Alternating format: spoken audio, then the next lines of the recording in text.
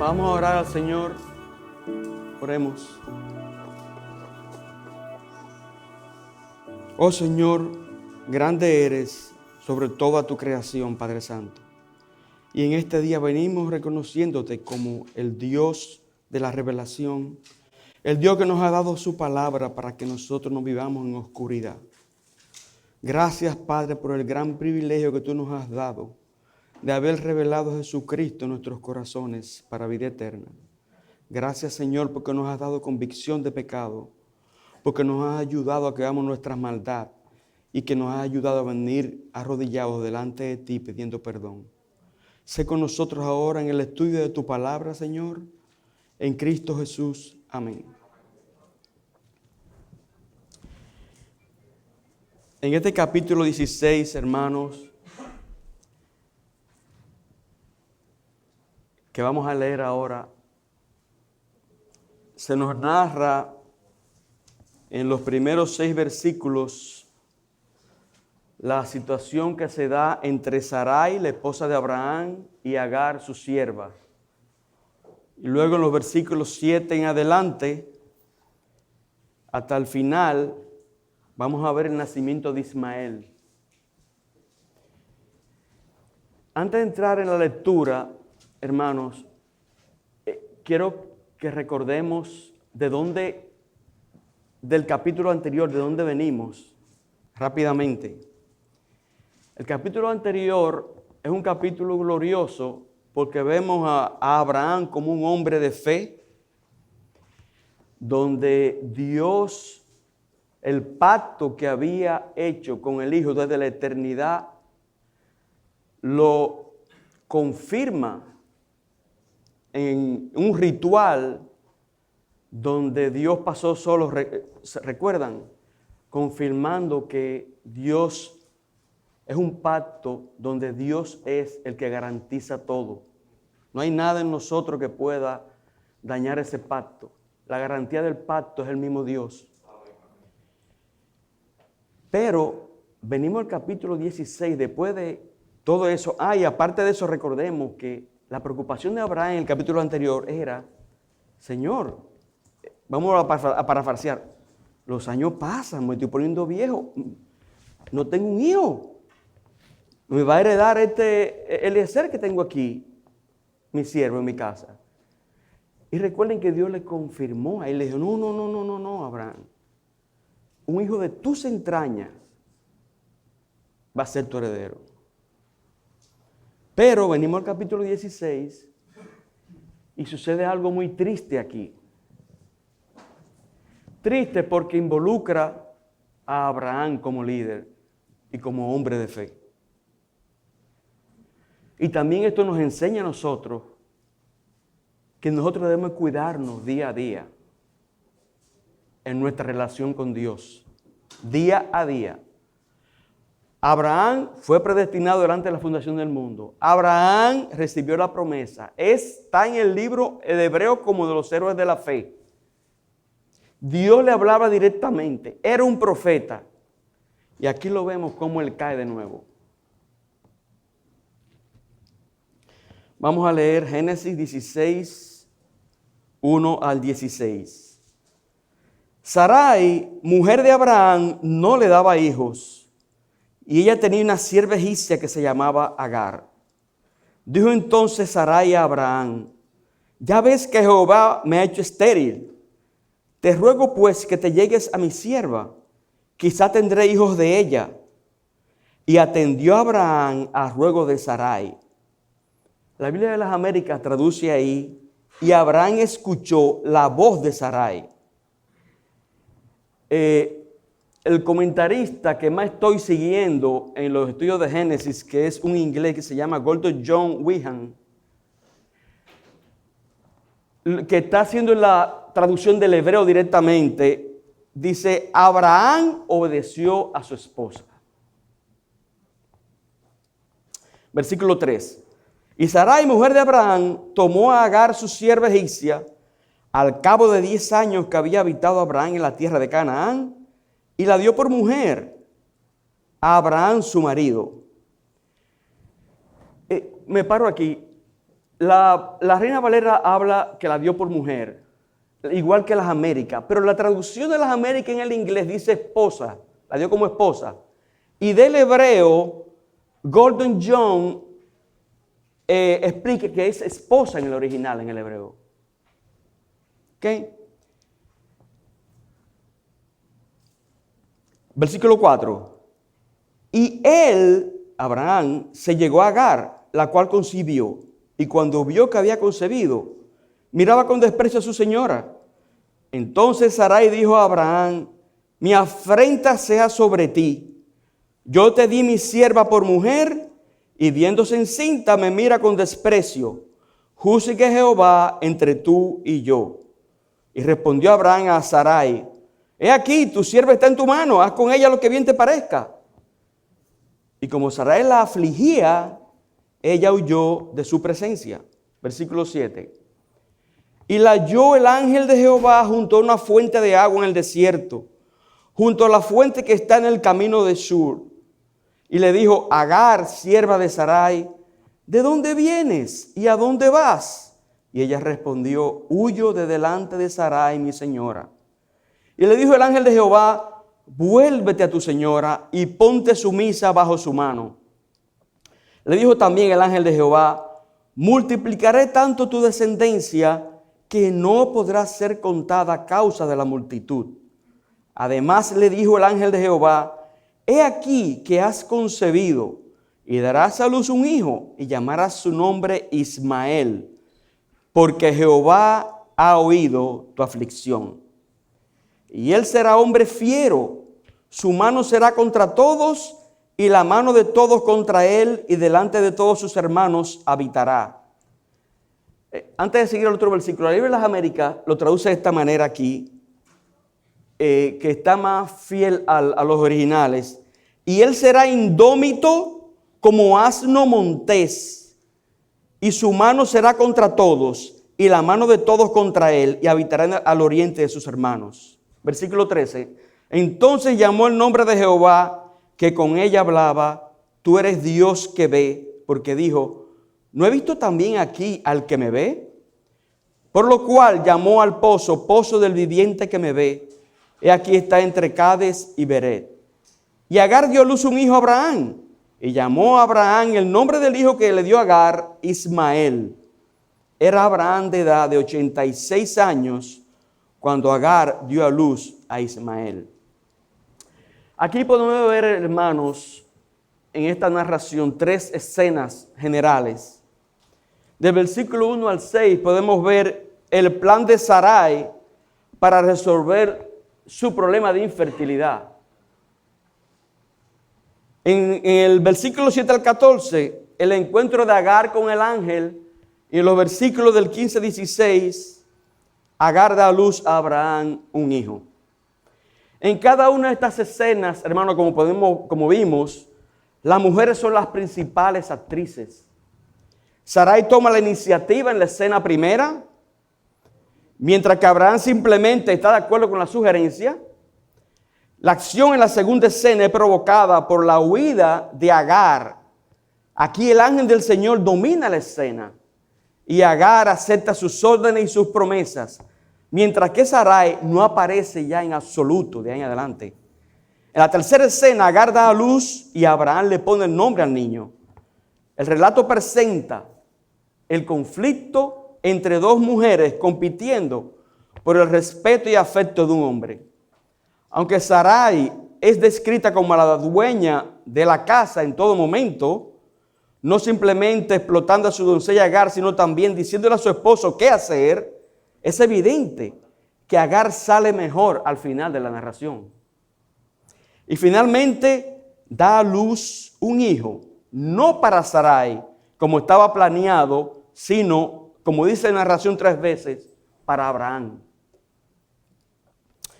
Entonces vamos a ir comentando, hermanos, el texto. ¿Tienen alguna intervención hasta aquí de ustedes? ¿Preguntas? No. Okay. En el versículo 1 dice: Sarai, mujer de Abraham, no le daba hijos, y ella tenía una sierva egipcia que se llamaba Agar. Este versículo nos da a nosotros el trasfondo de toda la historia que se va a desarrollar aquí. Sarai, mujer de Abraham, no le daba hijos. Esto prepara el escenario para la acción subsiguiente.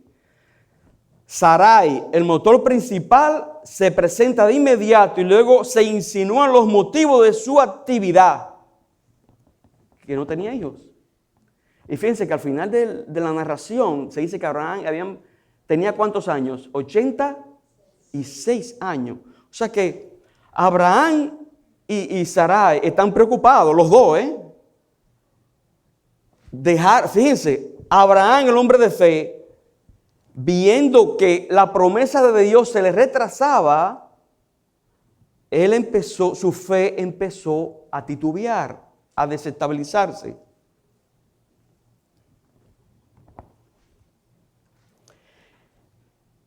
El problema de su esterilidad se mencionó en Génesis 11:30 de Sarai. No sé si recuerdan cuando, lo voy a citar, lo voy a leer, no lo busquen. Cuando Dios llama a Abraham de Ur de los Caldeos, da en Génesis 11:30 y dice, mas Sarai era estéril y no tenía hijo. O sea que eso es una esterilidad desde cuando ellos salieron de Ur de los Caldeos. Y cuando Sarai y Abraham, porque Sarai seguro que sabía lo que Dios le había dicho a Abraham, de que no, en el versículo anterior, tú vas a tener un hijo de tus entrañas. Imagínense, ella ve que pasa el tiempo, Dios le prometió eso, la mujer estaba que ustedes ven cuando alguien, por la presión, sabe la promesa de Dios, sabe cuál es la voluntad de Dios, y por circunstancias, fruto de su pecado, se desconecta de lo que Dios le está mandando. Eso le pasó a Sarai. Eso le pasó a Sarai. Ella oye que Dios le promete, no, es de tus entrañas que va a salir, le dice en el versículo anterior. Y dice, pero ven acá, ya tú tienes 86 años. Tenemos que resolver esto.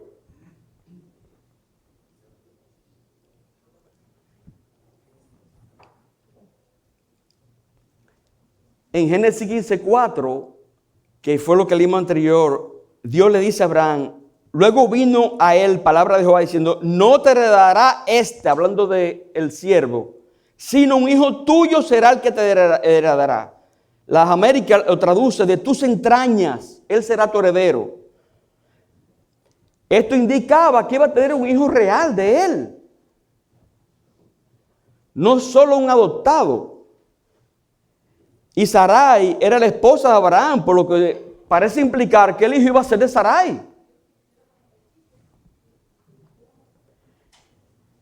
Dice la Escritura, y ella tenía en el versículo 1 una sierva egipcia que se llamaba Agar.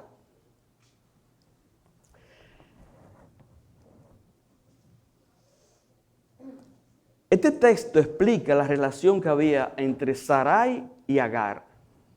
Ella era su sierva. Aquí se le llama sirvienta, es decir, la sirvienta compañera de una mujer rica. Y para que ustedes entiendan el contexto histórico y el tipo, las costumbres de esos países, el Salmo 123:2 nos da una luz de cuál era la relación que había entre una sierva y su ama. ¿Ok? Salmo 123:2 dice, he aquí como los ojos de los siervos miran a la mano de sus señores y como los ojos de la sierva a la mano de su señora, así nuestros ojos miran a Jehová nuestro Dios hasta que tenga misericordia de nosotros. ¡Wow! Miren la relación que había entre una sierva y su ama.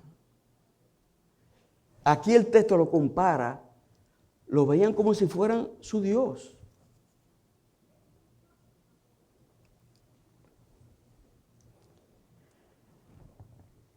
A menudo, en el tiempo antiguo, las doncellas formaban parte de la dote de una mujer rica que traía consigo a su matrimonio, como lo vamos a ver más adelante en la vida de Jacob, con las dos esposas de Jacob, con Bila y Silpa. que ella le trajeron frutos a su matrimonio, esa dote.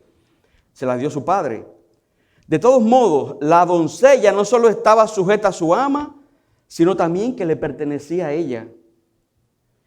Que Agar está bajo el control de Sarai se enfatiza en la siguiente historia con los adjetivos personales: mi doncella, su doncella. Y Sarai le da a Agar a Abraham. ¿Por qué? Porque era propiedad de ella. Ella podía hacer con Agar lo que quisiera. Y se la dio a su marido. E incluso después Abraham declara, como la criada está bajo tu autoridad, más adelante que lo vamos a ver, cuando ella se rebeló. Y Abraham dice, ella está bajo tu autoridad, coña lo que tú quieras. ¿Por qué? Porque esa era la concesión. La sierva era, su ama era la dueña de la sierva. En algunos contextos, perdón que me saltó la página.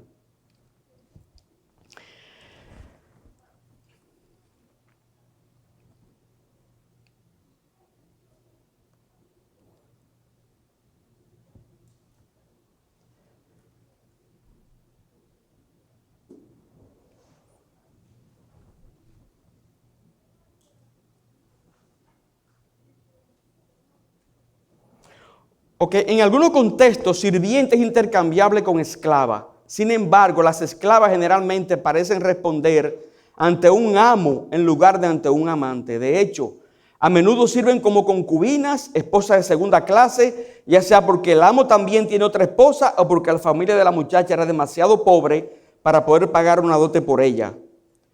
Y es bueno que entendamos esto, hermano, para que entendamos la cultura de la época.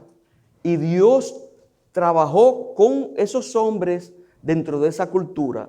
Y vamos a ver después que Dios bajo ningún concepto está probando ese tipo de vida. Dios, que es sabio, esa fue la manera que Él decidió cómo iba a trabajar con ellos. Aunque no aprobaba, y vamos a ver aquí que Dios no aprobó eso que hizo Abraham bajo ningún concepto. En relación con esto es interesante que Génesis 16:3 declara que Agar le fue dada a Abraham como esposa. Y en el próximo episodio donde ella aparece se le llama esclava esposa. Entonces del versículo 2 al 6 dice, dijo entonces Sarai a Abraham, ya ves que Jehová me ha hecho estéril. Te ruego pues que te llegues a mi sierva, quizá tendré hijos de ella. Y atendió a Abraham el ruego de Sarai. La primera escena está dominada aquí por Sarai, hermanos. Ella le da órdenes a Abraham y a Agar. Y simplemente ellos cumplen su deseo. Cuando Agar, ¿cuál fue la reacción de Agar? Como vemos en el texto. A eso. La reacción de Agar fue tratar a su ama con desprecio. Sarai, entonces, vemos ahí que culpa a quién en el texto de la situación con la sierva, de la relación de ella. ¿A quién culpa? Abraham. Óigame, hermano, increíble, Y hasta cierto punto tenía razón. ¿Por qué? Porque Abraham debió haberle dicho a Sarai, Sarai, Dios me prometió que va a ser de mis entrañas, no está inventando. Entonces, al final el responsable es Abraham de todo esto que pasó, Y nosotros debemos ejercer nuestro liderazgo en nuestros hogares, hermanos. A todos los niveles. Porque después no podemos decir, no, que fue la mujer que tú me diste.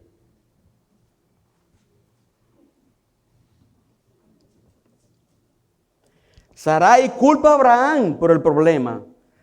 De nuevo permite que Sarai haga lo que le plazca. Ya ves que Jehová me ha hecho estéril, dice el texto. La idea de que es Dios quien da o niega la concesión es algo muy común en el Antiguo Testamento. Por ejemplo, en Génesis 25:21 dice, y oró Isaac a Jehová por su mujer, que era estéril. Y lo aceptó Jehová y concibió Rebeca, su mujer. En Génesis 32, y Jacob se enojó contra Raquel y dijo: ¿soy yo acaso Dios que le impidió el fruto de tu vientre? Y Deuteronomio 28:11 dice: y te hará Jehová sobreabundar en bienes, en el fruto de tu vientre, en el fruto de tu bestia y en el fruto de tu tierra, en el país que Jehová juró a tus padres que le había de dar. O sea que, hermanos, vemos claramente que esto de la esterilidad, ellos lo consideraban que era algo que venía de Dios. No hay la menor duda. En esa época, para un hombre, era algo muy serio no tener hijos. Pero muy serio. Porque se iban a quedar sin heredero. Pero era aún peor para una mujer en esa época no tener una prole de hijos. El tener una prole era la marca de éxito para una mujer en esa época. Y no tener ninguno era lo contrario, era un fracaso ignominioso que le traía deshonra, humillación delante de la sociedad. O sea que fíjense la presión de Sarai, para que nos ubiquemos. Y no es que vamos a pasarle por arriba al pecado, pero para que lo entendemos, porque a veces uno hay que ponerse en los zapatos del otro, ¿verdad? Aunque eso no es la excusa de lo que hizo. Pero fíjense, ella viene de ese trasfondo y todo se le está dando vuelta en la cabeza a ella. No voy a tener hijos, yo soy una fracasada. Así que en todo el Antiguo Oriente se recurrió a la poligamia como un medio para evitar la falta de hijos. Pero las esposas más ricas preferían la práctica de la maternidad subrogada o maternidad sustituta. Hoy lo podemos comparar con lo que es la inseminación artificial. ¿Qué otra forma hay de vientre de alquiler, etcétera? En esa época, las ricas lo que usaban era su sierva, cuando ellas no podían tener hijos, o si querían aumentar la prole. Si ella nada más dio 2 hijos y quiere más hijos, como lo vamos a ver con Jacob. Entonces ellas usaban la sierva como maternidad sustituta. Pero el hijo era de ella, de la ama de la casa, no era de la sierva, aunque lo haya parido. Sí. Si hay unos hermanos tienen que saber que hay métodos de fertilidad actuales que no son iguales. O sea, hay métodos de fertilidad que son parecidos, pero no son poligamia. O sea, actualmente hay, por ejemplo, la inseminación in vitro es un método donde se toman los espermatozoides de su esposo y se unen con el óvulo de su mujer y se ponen in vitro en el interior de la... O sea, ahí no estamos hablando de eso. Hay otros métodos que sí son... Sí, claro, usar otros. Claro.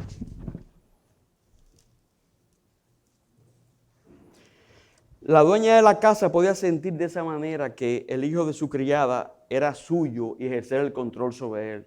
Y eso lo vamos a ver con la historia de Jacob. Así que Sarai expresa aquí la esperanza de que pueda tener hijos a través de ella. Esta práctica de la maternidad subrogada, hermanos, está atestiguada en todo el Oriente, desde el 3.er al 1.er milenio antes de Cristo, desde Babilonia hasta Egipto. Dadas las costumbres sociales del antiguo cercano Oriente, y miren, y escuchen esto, hermano. Entonces usted dirá, bueno, pues entonces estaba bien lo que hizo Sarai. Eso era un asunto, desde el punto de vista legal, estaba legal. Y cuando seguro que hemos pasado muchas veces por ese texto en la Biblia, en nuestros estudios, y no nos hemos dado cuenta de un detalle.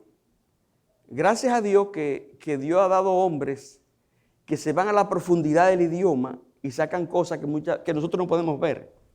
Y voy por aquí ahora, escuchen. Dadas las costumbres sociales del antiguo cercano oriente, la sugerencia de Sarai fue un curso de acción perfectamente adecuado y respetable. Por tanto, es comprensible cuando algunos comentaristas como Klaus Westermann, que es uno de los comentaristas del Antiguo Testamento más reputados históricamente, supone que el autor de Génesis, el autor inspirado, aprobó la acción. ¿Okay? Sin embargo, como apuntan otros dos eruditos del Antiguo Testamento, como Gerald von Rath y Walter Zimmerli, que son alemanes, una lectura atenta del texto sugiere otra cosa. Y vamos ahí ahora, hermanos. Gerald von Wright y Walter Zimmerli tienen razón al sostener que el escritor inspirado del Génesis considera la acción de Sarai un gran error, una actitud pecaminosa. Primero está la consideración general de que la propuesta de Sarai parece ser la respuesta humana normal al problema de la falta de hijos en la antigüedad. Mientras que la promesa de un heredero real que le dio Dios a Abraham en 15:4, como vimos en la clase pasada, sugiere que iba a suceder algo sobrenatural para tener al niño del vientre de Sara y de Abraham. En segundo lugar, la forma en que Sarai toma la iniciativa para resolver el problema, en lugar de esperar la intervención del Señor, huele a un enfoque similar al de Abraham cuando estudiamos en Génesis 12 que hubo hambre en la tierra y Abraham decide bajar a Egipto, donde la situación difícil que se le presenta a Abraham, y Abraham dice, bueno, vamos a hacer esto, esto, esto y esto, y todo le salió mal. Si Dios no lo saca, se quedan con Sarai. Dicen estos comentaristas, esa es una situación muy similar. Ven un problema, en vez de acudir a Dios, porque si Abraham tenía duda y Sarai, o arrodillarse delante de Dios y decir, Señor, Dios, él era un profeta, Dios le hablaba directo. ¿Qué te costaba si tenías dudas? No te inventando. Pídele a Dios, Señor, tú me dijiste que tú me ibas a dar un hijo en mis entrañas, pero mira, yo tengo 86 años, 85 años, los tiempos pasan. Hasta se hubieran juntado los dos juntos a orar. Y tengan la seguridad que Dios le hubiera dado una respuesta. ¿Verdad que sí? Y cuando tenemos problemas, uno de los problemas más comunes que tenemos los cristianos, hermanos, es con los hijos. En el sentido que deseamos que se conviertan, que entreguen su vida al Señor. Pero hermano, yo he aprendido, nosotros tenemos que ser diligentes haciendo lo que tenemos que hacer. Pero la salvación es de Dios. La salvación es de Dios. Pero no que si pasó algo, no, pero tenemos que hacer todo lo posible. Y orarle a Dios y teniendo esperanza. Porque el que pide a Dios dudando, ¿qué dice el mismo Santiago? Entonces vamos a pedir con fe, aunque tú lo veas que se está descarriando y está en el fondo, tragando lodo. Se lo digo, pues yo pasé por eso. Hay que seguir orando. Aquí Abraham y Sarai se le presenta el problema. Y ellos, mire, usted lo ve en el texto, ellos se desconectaron de Dios totalmente. Eso fue, entonces imagínense, Abraham, 80 y pico de años, no dice la Biblia qué edad tenía Agar, pero tenía que ser joven. ¿Ok? O sea que en la carne, ¿ok? No voy a abundar más para no despertar nada. Entiéndame. Es decir que se desconectaron de Dios. Eso, dice la hermana, que es muy común. Tristemente es muy común. No sé, bueno, Es muy común, cuando nosotros queremos hacer nuestra voluntad, no preguntamos. Y Abraham tenía, perdone que haga esta aplicación, Sí, Abraham sí. tenía a Dios. Nosotros tenemos pastor. Tomamos decisiones y no preguntamos. ¿Saben por qué? Porque queremos hacer nuestra voluntad. Ujú.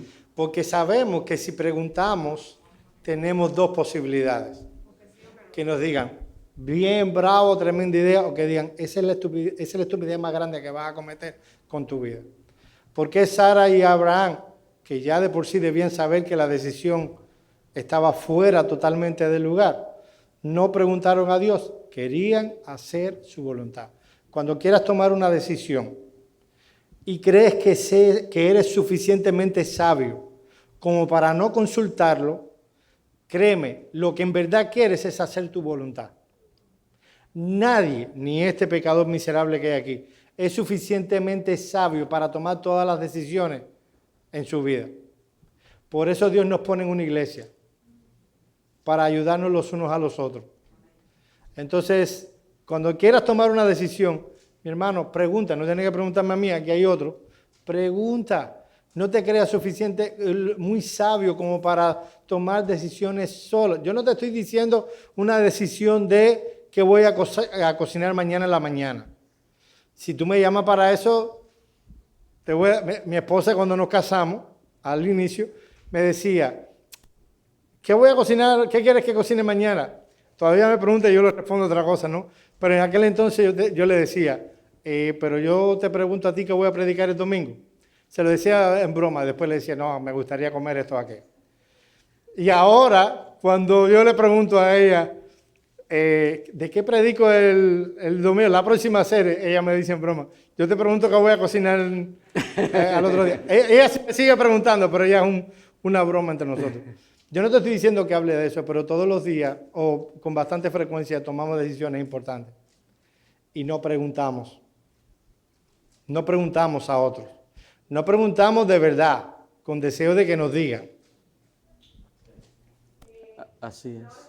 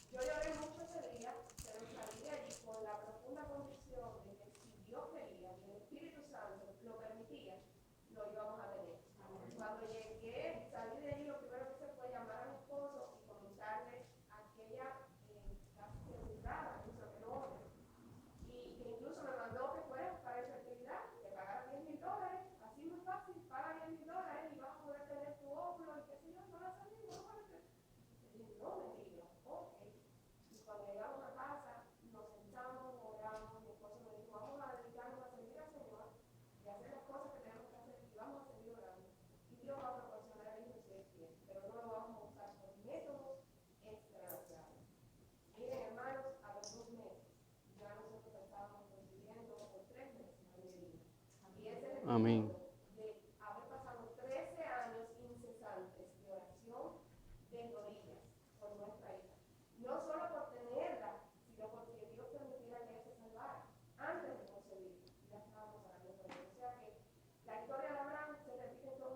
Así es, así es.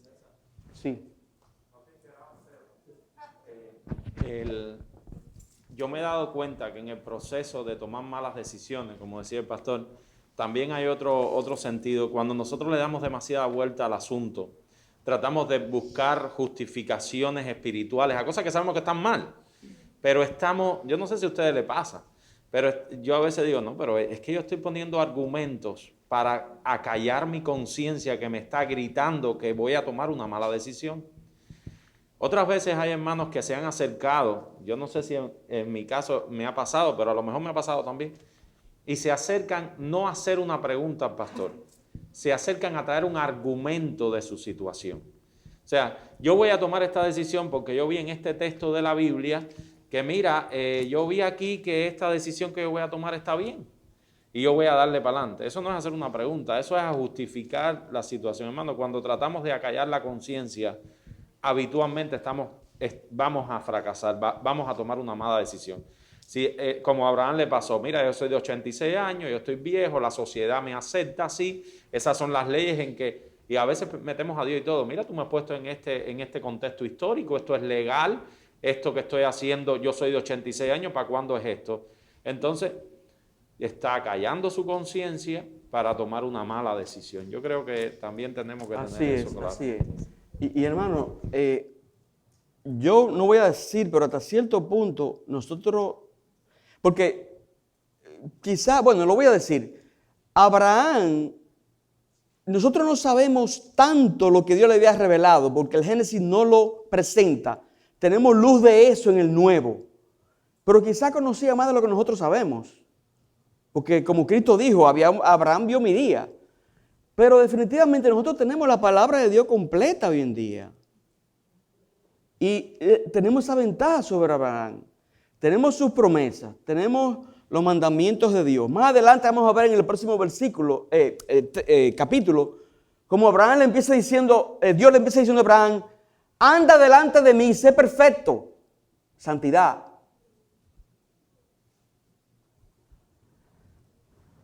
Entonces, hermanos, como bien decía el pastor, bien hablaba Ricardo y Ariana de esa experiencia, tenemos que cuidarnos. Y es una responsabilidad nuestra, hermano.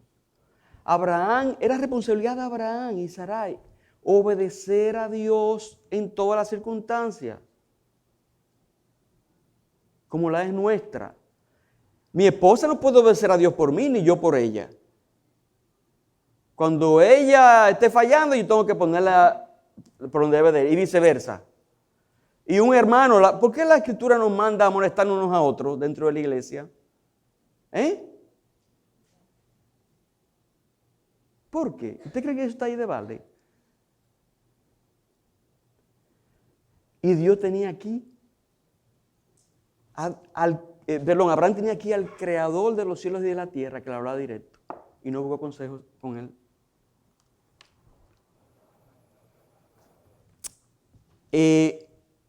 Recuerden que estamos viendo el punto de que, para retomar, porque eso no, que hay comentaristas que dicen que la acción de Sarai, el escritor inspirado la prueba. Pero hay otros comentaristas, también tan reputados como Westermann o más, que dicen que vamos a ver un detalle de que realmente hubo pecado ahí y que no fue del agrado de Dios. Y dice, debemos prestar mucha atención a la redacción de los versículos 2 y 3 en el capítulo 16. Dice, dijo entonces Sarai a Abraham, ya ves que Jehová me ha hecho estéril. Te ruego pues que te llegues a mi sierva, quizá tendré hijos de ella. Y atendió Abraham al ruego de Sarai. Y Sarai, mujer de Abraham, tomó a Agar, su sierva egipcia, al cabo de 10 años, que había habitado Abraham en la tierra de Canaán, y la dio por mujer a Abraham, su marido. Estos versículos sugieren la desaprobación del escritor bíblico inspirado. ¿Por qué? Porque está aludiendo en el idioma original, está usando las mismas palabras que se usaron cuando la caída de Adán. En Génesis 3, Abraham obedeció a su esposa, ¿verdad? El hecho de la frase obedecer, escuchó la voz, ocurre solo aquí y en Génesis 3:17, que dice, por cuanto obedeciste a la voz de tu mujer y comiste del árbol de que te mandé diciendo, no comerás de él, maldita será la tierra por tu casa, etcétera, etcétera, etcétera. Pero más que eso, en ambos casos se trata de obedecer a la esposa. una acción automáticamente sospechosa en la sociedad patriarcal del antiguo Israel.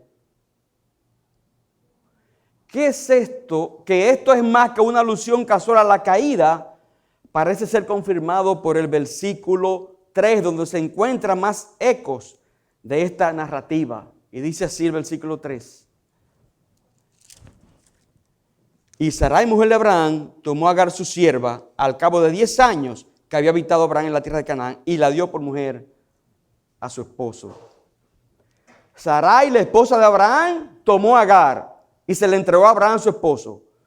Note la secuencia idéntica de sustantivos y verbos en Génesis 3:6, que dice, la mujer, la esposa, tomó del fruto, ¿verdad? Y se lo dio a su marido, Adán. Como señala otro escritor del Antiguo Testamento, Baird, no es solo la terminología lo que se acerca aquí, sino también las acciones involucradas. O sea que hay una similitud no solamente en el lenguaje y en las palabras que usó el escritor inspirado, sino también en las acciones involucradas. Son muy similares. Los actores se corresponden. En Génesis 16:3, la mujer toma la iniciativa como lo hace Eva en 3:6. El destinatario del ofrecimiento, ¿verdad? En ambos textos, ¿quién es? El hombre en Génesis, Adán, con el fruto prohibido. Y en Génesis 16:3, el esposo Abraham con Agar. En ambas historias, el hombre reacciona de manera positiva a la acción de la mujer. En vez de decir que no, sí, está bien. En Génesis 3:6, Adán come del fruto prohibido. En 16:4, Abraham se acuesta con Agar, la ofrecida por su mujer. El medio, en ambos casos, como el pecado se ejecutó, el fruto Agar, el hombre lo aceptó en ambos casos. Yo no sé si tú vas a hablar de las consecuencias. ¿Vas a hablar de eso? Sí, pero no importa, habla, tranquilo. Miren, y yo después voy a esperar para hablar algo más acerca de cuando obedecemos a nuestra mujer. Pero en ambos casos las consecuencias fueron devastadoras. En uno la caída, en el otro, cuando usted vea problemas en el Medio Oriente y usted vean los árabes queriendo hacer esto o aquello, usted puede decir, ay Sara. De esa unión salió Ismael. Los ismaelitas son los árabes. Ahí empezó esa batalla del Medio Oriente que hay hoy. Empezó allí. Y eso, mi hermano, debemos tener cuidado con las decisiones que tomamos. Ya que estamos, tú vas a seguir hablando de la obediencia y demás. No, sigue, tranquilo. Una cosa más y ya. Nos enriquecemos con mis hermanas, intervención. Ustedes tienen una bendición. Las que están casadas tienen el corazón de sus maridos. Ustedes son probablemente las principales influencias de sus maridos. Tengan cuidado los consejos que dan. No se puede ayudar a Dios. Dios no necesita ayuda. ¿Qué estaba en la cabeza de Sara? Como decía el hermano, sacando cuenta, la edad. Y diciendo, no, es que vamos a darle una ayudita al Señor porque Él no va a poder hacer esto. Entonces es un asunto de fe. Ellos no creían, ella no, y él también, porque él aceptó que Dios pudiera hacer con eso. Entonces vamos a ayudarla. Vamos a ayudar a Dios. Mira, te doy una joven, dado que yo soy el problema, aquí y él. Una cosa más. Hombres. Una persona como Abraham que cogió una espada y defendió a Lot, se le cayeron los pantalones delante de su mujer. Eso fue lo que pasó. Uno tiene que aprender que todo lo que pasa en casa es culpa de uno. Sara no tiene absolutamente ninguna culpa, como dice el hermano. Él debió haber dicho con mucho amor, con mucho cariño, Sara, no. Hermanas, cuidado de pecar de, ¿cómo se llama? De sugerentes. Porque hay una mujer que siempre quiere sugerirle cosas a su marido, por dos razones.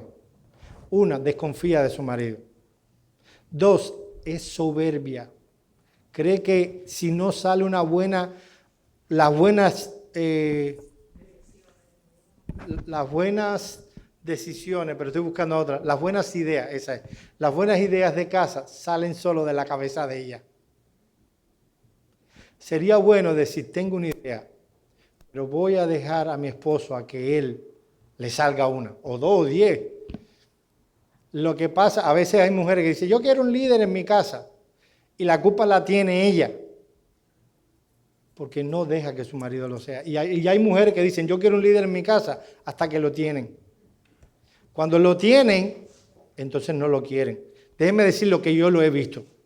O sea, yo no le estoy contando, yo lo he visto. Hay mujeres que han profesado en el pasado, conocí una que profesaba la fe, estaba en la iglesia, oraba que el Señor convirtiera a su marido, el Señor convirtió a su marido, ese hombre empezó a crecer en la gracia, ese hombre empezó a ser líder y ella fue la que se fue de la iglesia. Ella quería un líder hasta que lo tuvo. Entonces, cuidado. A veces hay mujeres que nos quieren sobreproteger a nosotros y se comportan como nuestra mamita. Déjeme decirle que si tu marido está contigo fue porque no quiso estar con su mamá. Él no necesita una mamá, ya él tiene una. Él necesita una esposa. Las mamás no son esposas. Ustedes no son llamadas a ser mamás de nosotros. Son llamadas a ser nuestras esposas. Ya, ahora sí me callo. Así es. Entonces, hermanos, aquí en estos eventos, la similaridad que hay en ambos casos es que la mujer toma algo y se lo da a su esposo. ¿Quién lo acepta? Y fíjense, ¿quién estaba detrás de lo que pasó en Génesis? Detrás de las cortinas. Que lo dice la misma Biblia, el diablo, ¿verdad? Aquí no se nos menciona el diablo. Pero, aunque no se nos mencione, sabemos que desde que el diablo es diablo, lo que está tratando es de hacerle daño al pueblo de Dios. Y como vemos en el Nuevo Testamento, nuestra lucha no es contra carne y sangre, sino contra huestes espirituales en los lugares celestes, de maldad, huestes espirituales de maldad en los lugares celestes. Entonces, hermanos, no podemos ser naif en esta vida. Hermanas, y me dirijo a ustedes las hermanas porque, digo a todos, pero específicamente, y como apuntaba el pastor, fíjense, allí fue Eva, aquí fue Sarai. Lo cual quizás nos pudiera mostrar que el diablo tiene cierta preferencia para hacer caer el hombre usando a la mujer. ¿No puede pensar eso?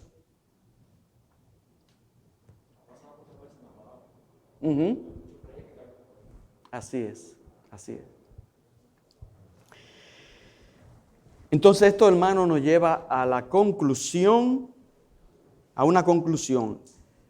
Al emplear formulaciones bastante similares y una secuencia idéntica de eventos en Génesis 3 con la caída de Adán y aquí con la caída, muchos teólogos le llaman esto una segunda caída. ¿Ok? El escritor inspirado está dejando en claro que para él ambas narraciones describen eventos comparables. Ambos son relatos de caídas.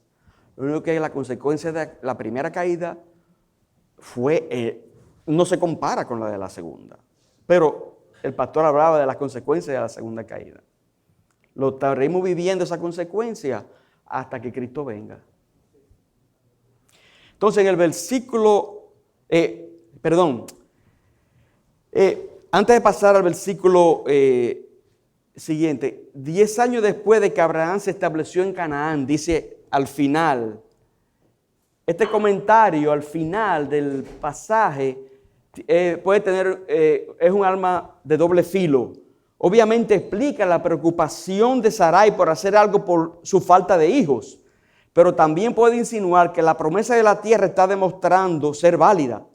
El paso de los años, y hay que estar pendiente, hermanos, el paso de los años debe fortalecer la fe a medida que se ve el cumplimiento de las promesas, pero también la pone a prueba, porque el cumplimiento va siendo parcial.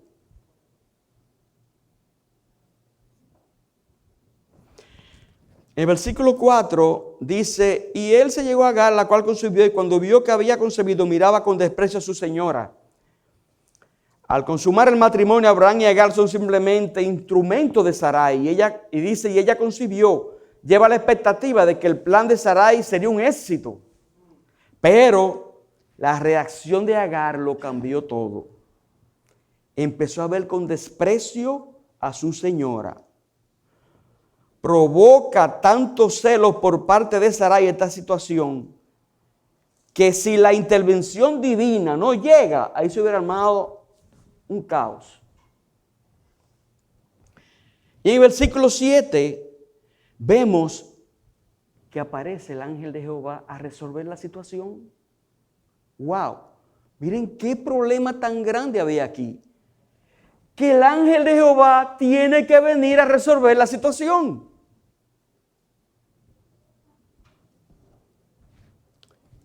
Versículo 7.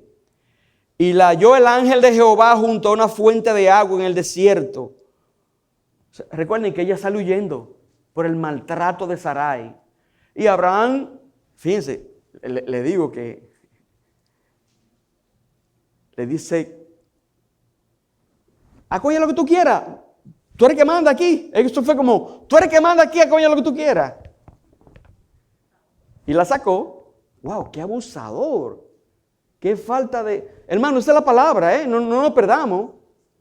¿Y tú sabes qué nos enseña eso? Que nosotros podemos, aún teniendo el Espíritu Santo, habiendo sido predestinados ante la fundación del mundo, tener en determinado momento, tener un corazón de piedra insensible.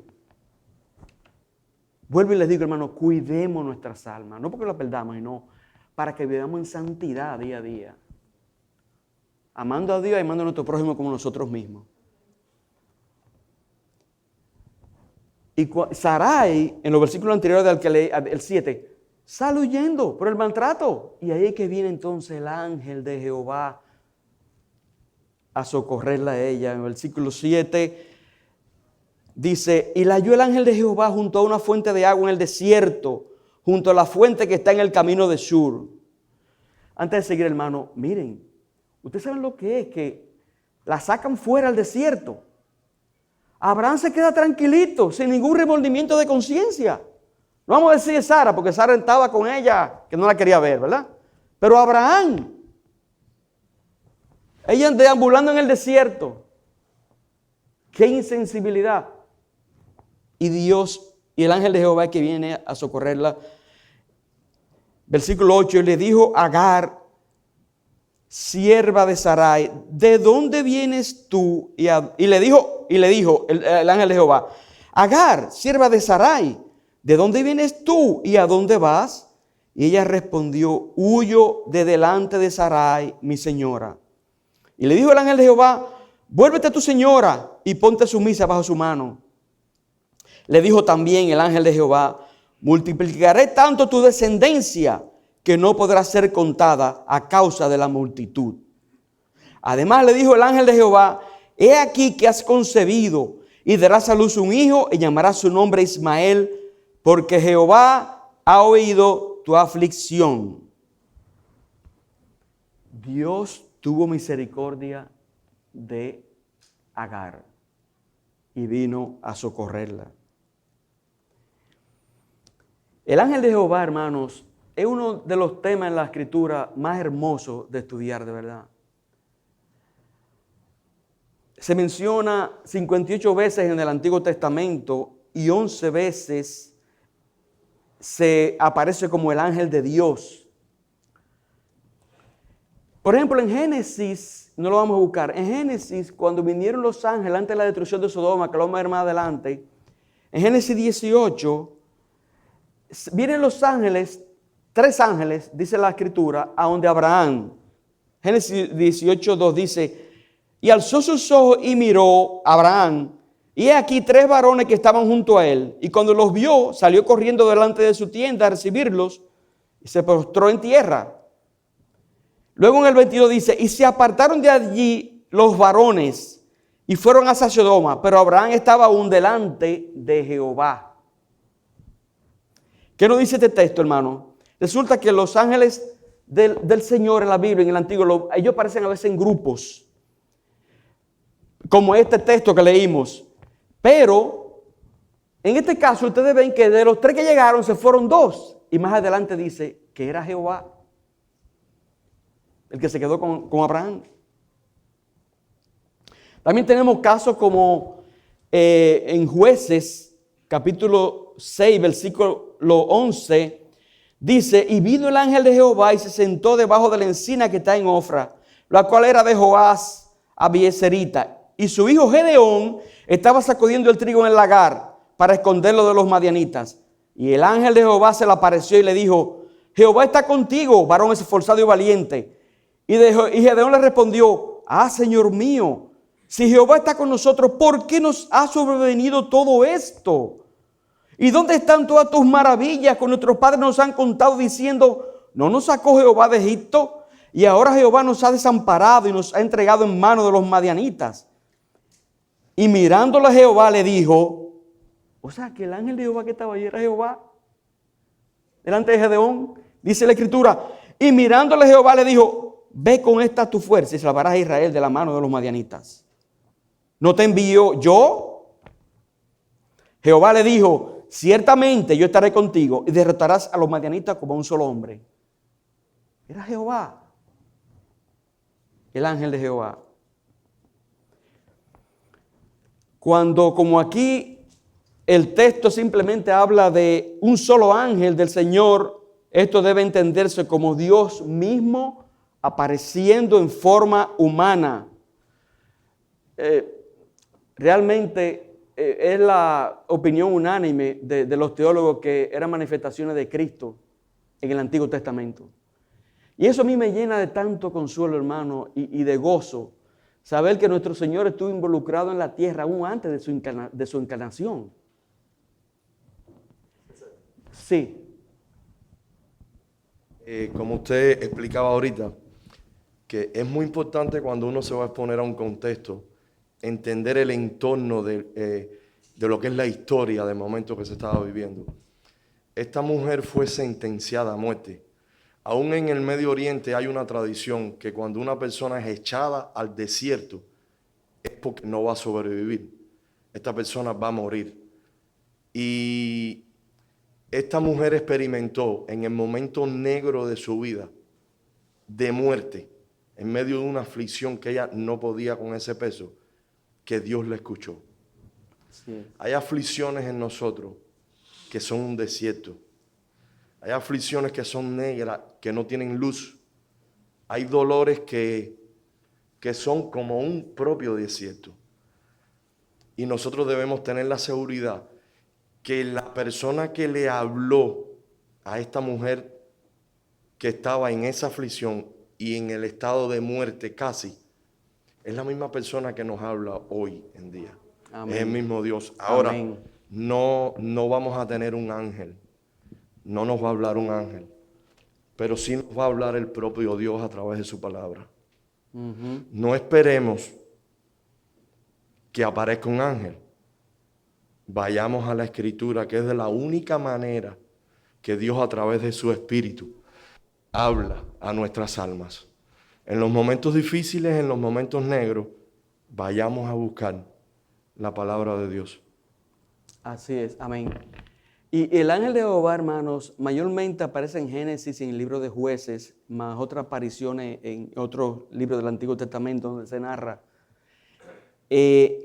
Por ejemplo, se nos habla del ángel de Jehová en Isaías cuando mató 185,000 en el campamento de los asirios. Eso está narrado en Isaías 37:36, que dice, y salió el ángel de Jehová, el mismo ángel de Jehová que se le apareció a Agar, y mató 185,000 en el campamento de los asirios. Y cuando se levantaron en la mañana, aquí todo eran cuerpos muertos. También se nos presenta el ángel de Jehová luchando con Jacob en Génesis 32, 24 al 30. También a Moisés en la zarza ardiente, el ángel de Jehová le habla. En el Mar Rojo, el ángel de Jehová protege al pueblo de Israel. Eso está en Éxodo. También el ángel de Jehová prepara a Israel para la tierra prometida. El ángel de Jehová es que le ministra a Elías cuando estaba huyendo por miedo a esa reina perversa. Es el ángel de Jehová. Y fíjense que si observamos dónde aparece el ángel de Jehová, que mencioné esos textos, óyeme, eran acontecimientos realmente grandes, con personas importantes dentro de la Escritura. Y Agar es una de las privilegiadas que el ángel de Jehová se le aparece. Es la primera vez que aparece el ángel de Jehová en la Escritura aquí, con Agar. Y ella está dentro de ese grupo privilegiado que interactuaron con el ángel de Jehová en el Antiguo Testamento. Y en contraste, fíjense, Agar era muy honesta. Cuando Dios le pregunta a ella en el versículo 8, ¿de dónde vienes y a dónde vas? Y dijo, huyo de delante de Sarai, mi señora. Con honestidad se lo dijo. No fue una respuesta como la que le dio Adán a Dios, que le dijo, ¿dónde has estado? Y empezó a darle vueltas. O como, déjame ver otro caso, Adán, Caín, ese era el otro. Caín, ¿dónde está tu hermano? ¿Cuál fue la respuesta? Wow. Cuando aquí el ángel de Jehová le pregunta a ella y él le contesta con honestidad, estoy huyendo. Y fíjense que se refiere a su ama con respeto porque le dice, estoy huyendo del Sarai, mi señora. No le dijo, estoy huyendo de esa desgraciada que me acabó la vida, me tiró al desierto.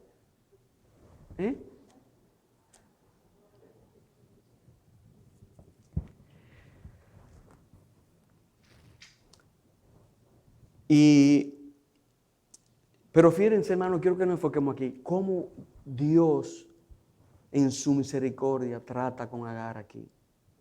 Como decía Tello, Él está cuando lo menos lo esperamos, Señor. El Señor está siempre atento a nuestras necesidades y a nuestras situaciones. Siempre, hermanos. Y cuando el ángel de Jehová aparecía siempre para traer algo bueno para su pueblo. Que vimos que mató 180,000 asirios. Sí, eso fue bueno para su pueblo. Eso fue bueno para su pueblo. Ay, hermano, me pasé por 5 minutos. Vamos a dejarlo aquí. Quedan unos pocos versículos, pero ¿alguna pregunta adicional? Déjenme ya, un minuto más, un minuto menos, ¿verdad, pastor? Para terminar, no tener que volver para atrás con esto, ¿ok? Ok, no, tampoco así. En el versículo 10 nos dice que multiplicará en gran manera tu descendencia. A Agar le dice el ángel de Jehová, que es un ingrediente regular de la promesa de los patriarcas. A Abraham se le había dicho que sus descendientes serían demasiado para contarlo. Y ahora el ángel de Jehová le dice lo mismo a Agar. Pero fíjense, eso tiene que ver exclusivamente con relación a la cantidad de los descendientes. ¿Por qué? Porque Ismael no era el hijo de la promesa. ¿Ok? No nos perdamos con eso. En el versículo 12, Agar da a luz a Ismael. Y el versículo 12 nos describe a nosotros. Y lo voy a leer de las Américas, porque en la Reina Valera falla en la traducción. Dice la Biblia de las Américas. Y hablando de Ismael, y él será indómito como asno montés. Su mano será contra todos y la mano de todos contra él, y habitará al oriente de sus hermanos. Acota aquí el comentarista lo siguiente. Este verso describe el futuro de Ismael. Disfrutar de una existencia libre, escuchen hermanos, como un beduino. La libertad que buscaba su madre será suya algún día. El asno salvaje, dice el texto, asno montés, vive en el asno salvaje vive en el desierto. Se parece más a un caballo que a un burro. Y su uso en el Antiguo Testamento como figura de un estilo de vida individualista, libre de las convenciones sociales. En una vida de, no te metas conmigo. Estará contra todo, dice la Escritura. El amor de Ismael por la libertad lo llevará a un conflicto mutuo en sus tratos con todos los demás hombres. Habitará apartado de sus hermanos. Describe al beduino que vive al margen de un asentamiento más permanente. Aparte de, opuesto, sugiere la actitud altiva y desafiante de Ismael hacia aquellos atrapados en una forma de vida más convencional. ¿Y quién fue que profetizó eso? El ángel de Jehová. Y así fue. Y su descendiente también. ¿Ok? Terminamos aquí, hermano. Tello, dirigen una oración, por favor.